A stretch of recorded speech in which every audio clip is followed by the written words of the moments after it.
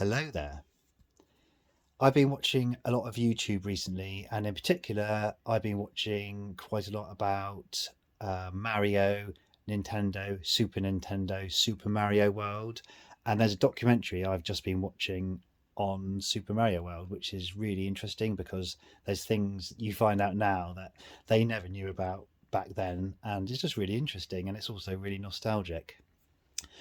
In 1991, 3 days after my 11th birthday, Nintendo released the Super Nintendo in the UK, and I had no idea, but my brother had sensibly pre ordered the Super Nintendo with Super Mario World package. And he told me about 3 or 4 days before that he'd done this, and I was like, no way! That's cool. At 11, it's just like your dream come true, your older brother owning a Super Nintendo. That's like license to play. So that weekend, we go into Exeter. My brother picks up his Super Nintendo, bring it home, and it's just incredible.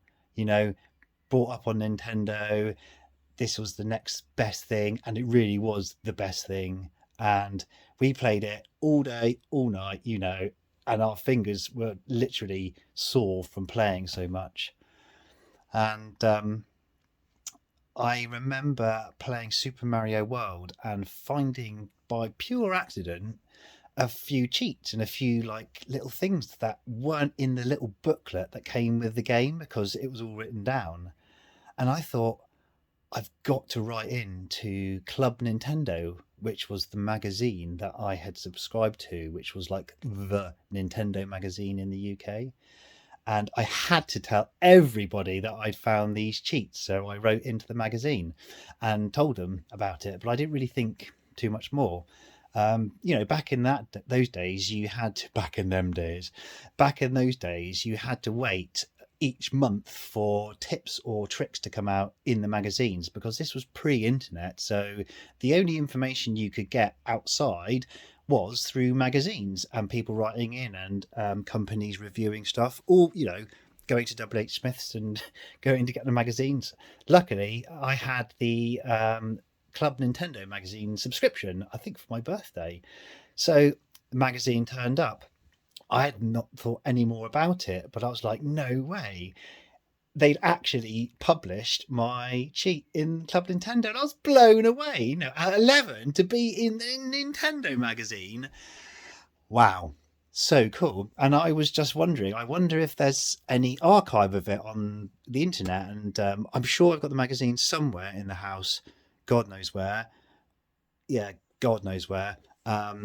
So I thought there must be an archive. So I actually Googled, because I couldn't remember the name of the magazine. I Googled Nintendo Magazine 1991. And there were a couple of things came up. First one wasn't really anything much. The second link was an eBay link. And I was like, oh, okay. So I clicked on it and it opened up to a live auction, and it was actually the Club Nintendo magazine, volume 4, issue 6, 1992. And I was like, yes, I recognise that because I actually recognised the front cover because it's ingrained in here because I was in it and I told every person that had a heartbeat that I was in this magazine at 11. And I recognised the front cover and I was like, no way.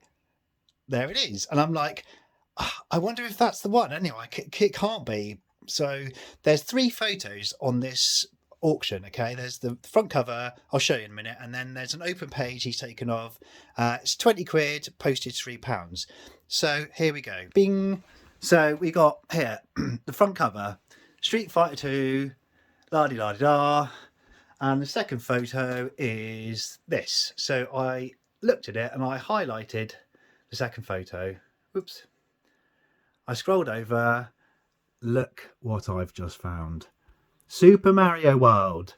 When you are on Yoshi, you can travel up and down the slopes by pressing down and then using left or right to head in the direction that you wish to go. Also, when Yoshi eats, he bends down, but if you press up, he will eat standing up. Peter Coffin, United Kingdom. What? What are the chances of that happening? I haven't put this auction up, so I've just bought it. No way! Now that is just, well, what is it? Wow.